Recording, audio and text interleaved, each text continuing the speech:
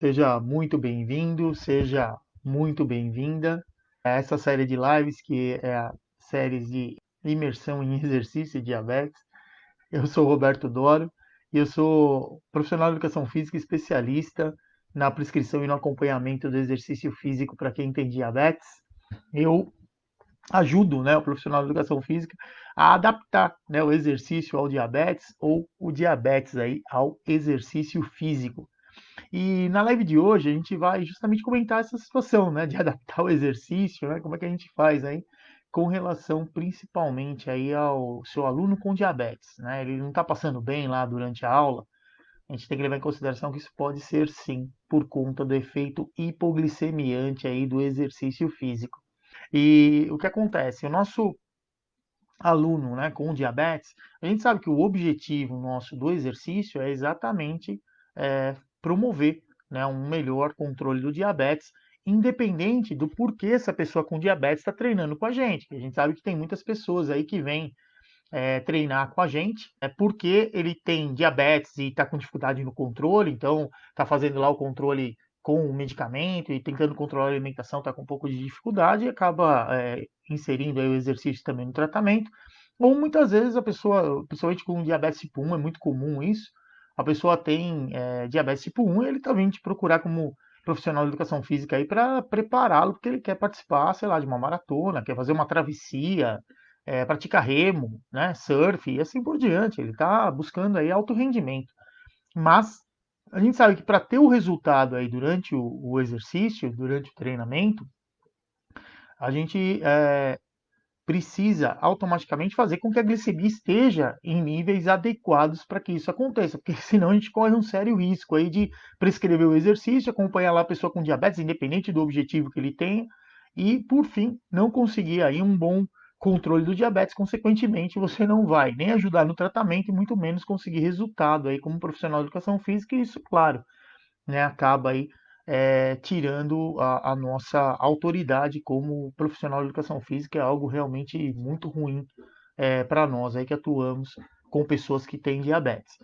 E uma coisa que é muito comum acontecer, principalmente quando o indivíduo começa a fazer exercício, é muitas vezes ele relatar que ele não está se sentindo bem com o exercício. E o que é mais interessante, você faz a medição da glicemia, ele achando que é um quadro de hipoglicemia, por exemplo, e não é.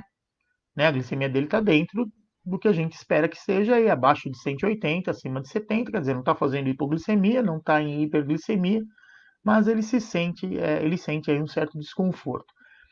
Por que que isso normalmente acontece aí com aquela pessoa que tem diabetes, de repente está sem treinar e começa aí o treinamento físico, um treinamento aí esportivo? Por que que isso normalmente acontece?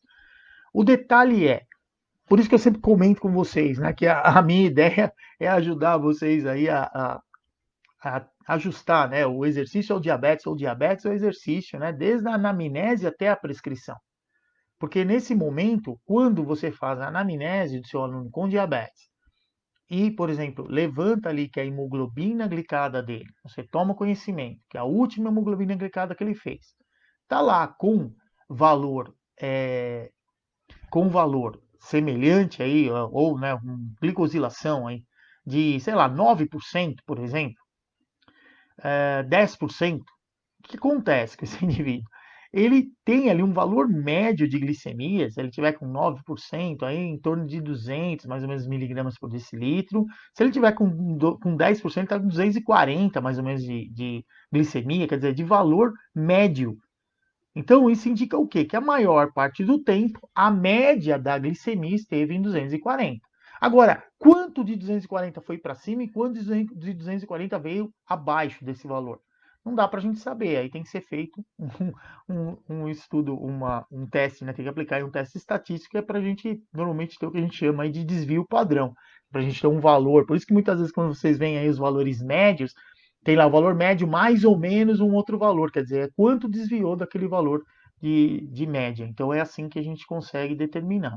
Mas se você não tem esse cálculo matemático, mas você tem sim a hemoglobina glicada dele, o percentual ali que ele fez, e consequentemente qual é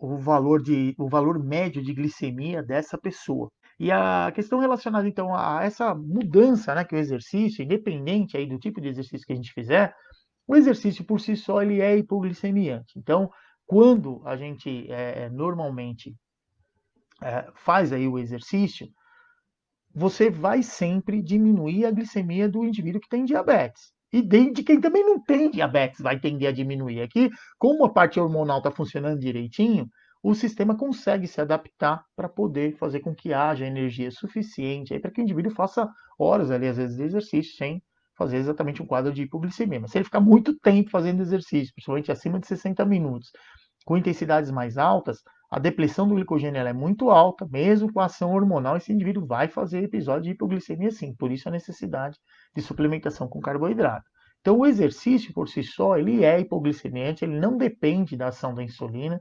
Então se a gente pega o nosso aluno aí com diabetes, coloca ele para fazer exercício, o que vai acontecer? A tendência é natural, diminuir a glicemia. Claro que de acordo com a caracterização que a gente tem do exercício, caracterização do próprio tipo de movimento que é feito. São movimentos cíclicos, são movimentos que envolvem grandes grupamentos musculares, né, ou grandes grupamentos, ou uma grande quantidade de grupos musculares ao mesmo tempo, porque aí, claro, o gasto energético é maior. Não, é um exercício onde eu vou fazer com uma situação mais localizada, com uma menor quantidade de grupamentos musculares ativos, então certamente a velocidade de depressão do glicogênio também vai ser menor. Então o efeito hipoglicemiante desse tipo de exercício também vai impactar. Então, isso que nós, como profissionais de educação física, precisamos entender. O que a gente quer naquele momento? Eu quero que diminua rápido a glicemia desse indivíduo?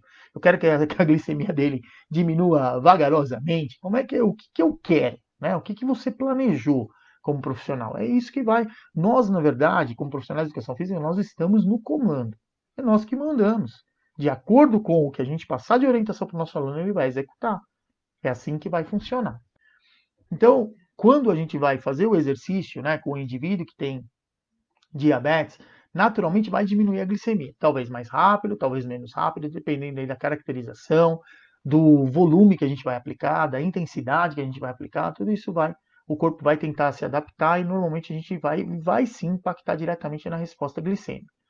Agora, por que muitas vezes o nosso aluno lá com diabetes, ele começa muitas vezes durante o exercício a não se sentir bem? Ele fala, meu, tô me sentindo estranho, tô me sentindo esquisito. Muitas vezes ele apresenta até sintomas de hipoglicemia, né? Então ele apresenta tremedeira, você vai perceber aí diminuição na coordenação motora. Então a pessoa ela se sente mal. E de repente você vai medir a glicemia desse indivíduo, mas só que a glicemia dele está num valor tranquilo, sei lá, está 140, 120, por exemplo. Né? Que são valores que a gente sabe que são valores que são confortáveis em termos de quantidade de glicose aí circulando no sistema. Agora, por que esse indivíduo com uma glicemia que ela é dentro de um padrão que é esperado ali durante o exercício, a gente tem aí esse desconforto no indivíduo?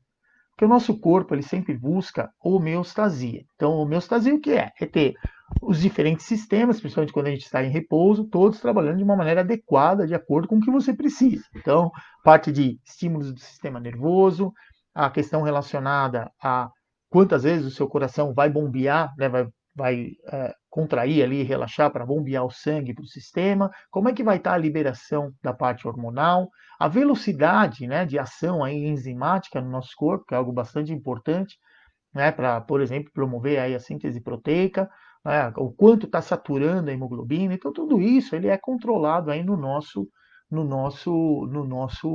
organismo. O nosso corpo ele está em homeostasia. Então, se ele já vem mantendo esse padrão de homeostasia, o nosso corpo ele normalmente não tem a questão relacionada por exemplo, o padrão na nossa situação, por exemplo, de pressão arterial. Por que todo mundo fala, a pressão arterial é sempre mais ou menos 120 por 80 milímetros de mercúrio em repouso?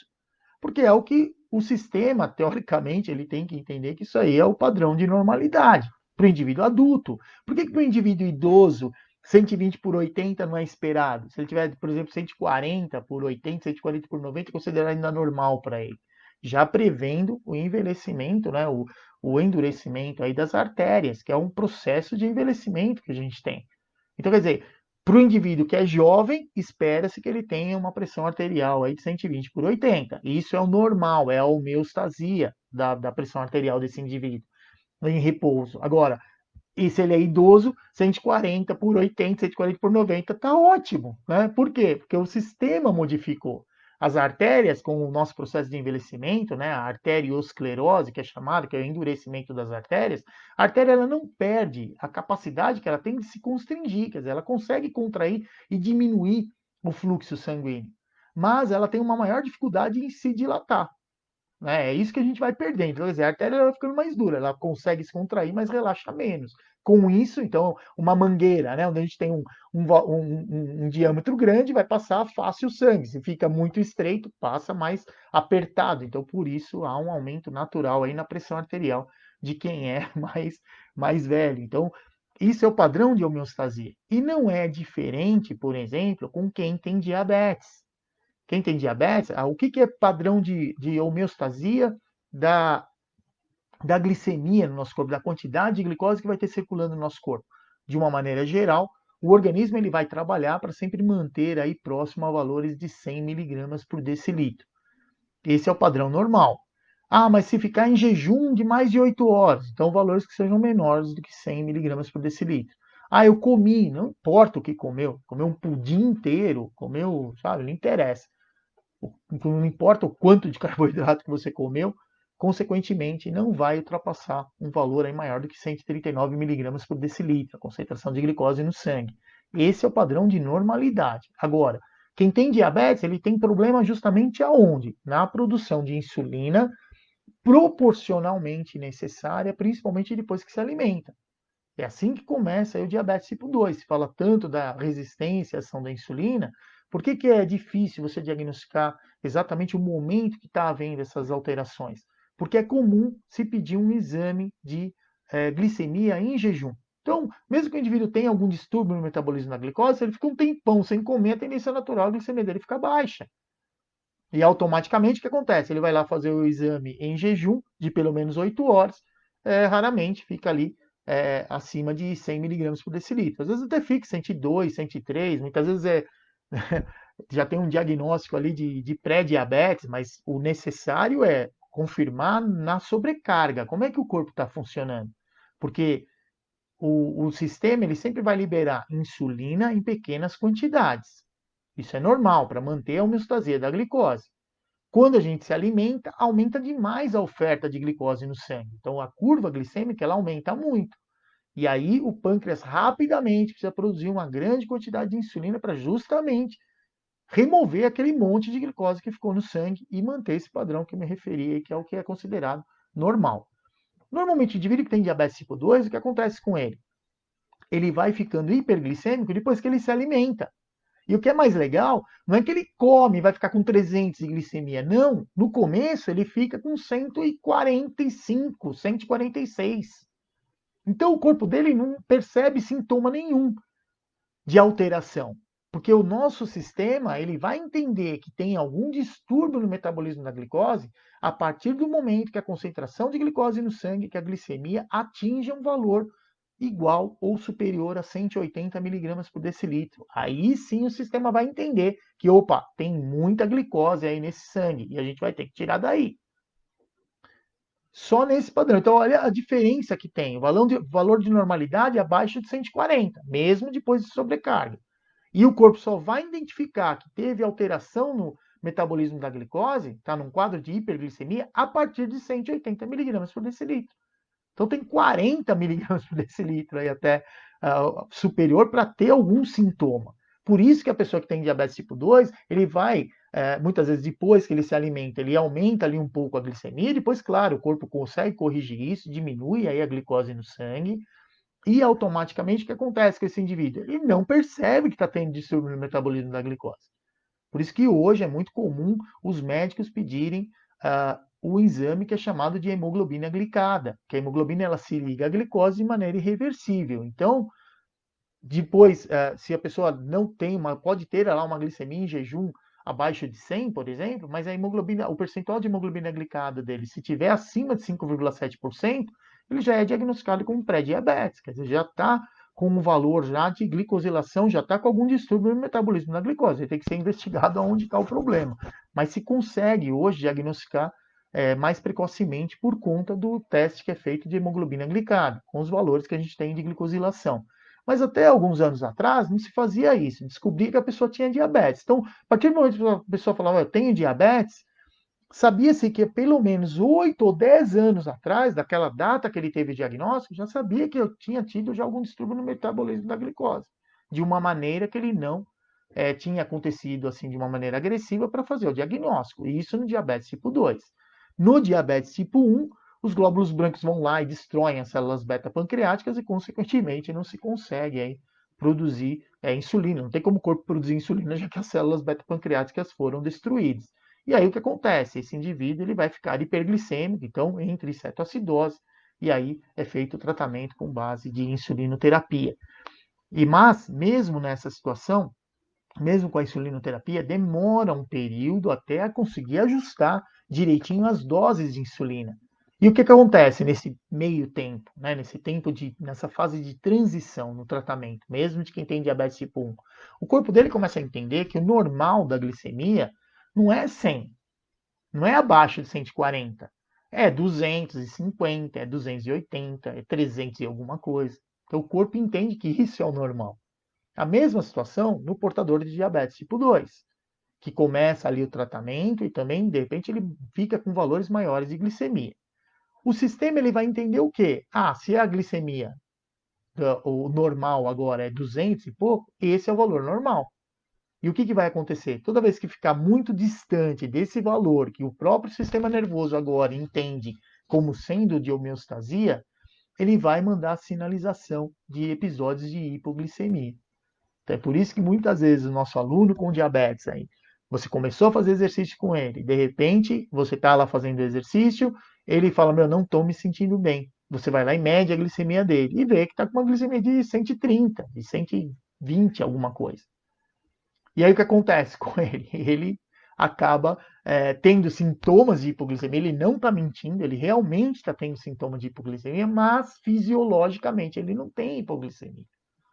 Então, esse é o detalhe. É por isso que muitas vezes, por que isso acontece? Porque o sistema dele, por um baixo controle metabólico, entende que o normal é um valor muito mais alto do que é realmente considerado fisiologicamente dentro de um padrão. O corpo dele já entendeu que é assim. E por que o sistema nervoso começa a ficar viciado, vamos dizer assim, né? Por que ele entende que é assim? Porque o nosso sistema nervoso, ele recebe informações ali, ó, aumentou a quantidade de glicose no sangue. E aí o que ele faz? Ele manda estímulos lá para o pâncreas produzir insulina. O pâncreas produz insulina, a insulina diminui, ele recebe a informação que a insulina diminuiu e para de mandar estímulo lá para o pâncreas. Assim que funciona. Agora, no indivíduo que está com diabetes, o que normalmente vai acontecer? Aumentou a glicose. Sistema nervoso central manda informação para o pâncreas, produz insulina que aumentou aí a glicose. O pâncreas produz, talvez não o suficiente para poder a glicemia baixar. E aí acontece o quê? Chega a informação de novo, a glicemia está alta. Aí o sistema nervoso pega e manda de novo informação para o pâncreas. Produz mais insulina. Só que o pâncreas já produziu o máximo que ele podia. E aí fica nesse ciclo vicioso.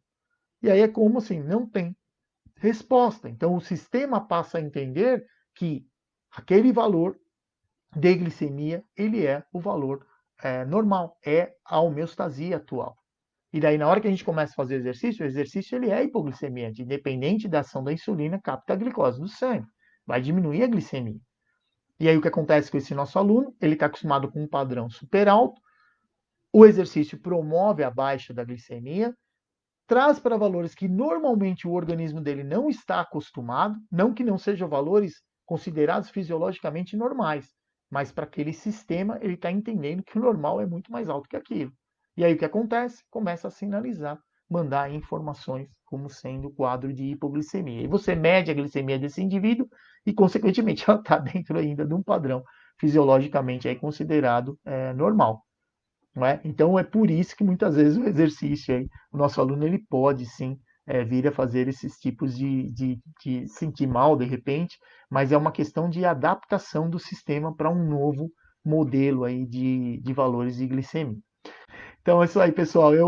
Hoje, né, na verdade, eu trouxe essa mensagem aí, né? Queria conversar com vocês a respeito do aluno com diabetes. Então, se isso acontecer com você, de você estar dando treino lá para a pessoa não se sentiu bem, você mediu a glicemia e viu que realmente, mesmo estando em padrão de normalidade, né, a glicemia, ele está tendo sintomas de hipoglicemia, quer dizer que o controle metabólico dele realmente não está nada bom. Então precisa reajustar aí o próprio tratamento, né? Por isso a importância de conversar aí com o médico e conversar também com, se tiver, né, nutricionista acompanhando, também com o nutricionista para fazer os ajustes aí necessários no tratamento dessa pessoa. E com o tempo, se a pessoa passar a controlar melhor o diabetes, a gente consegue sim com o exercício.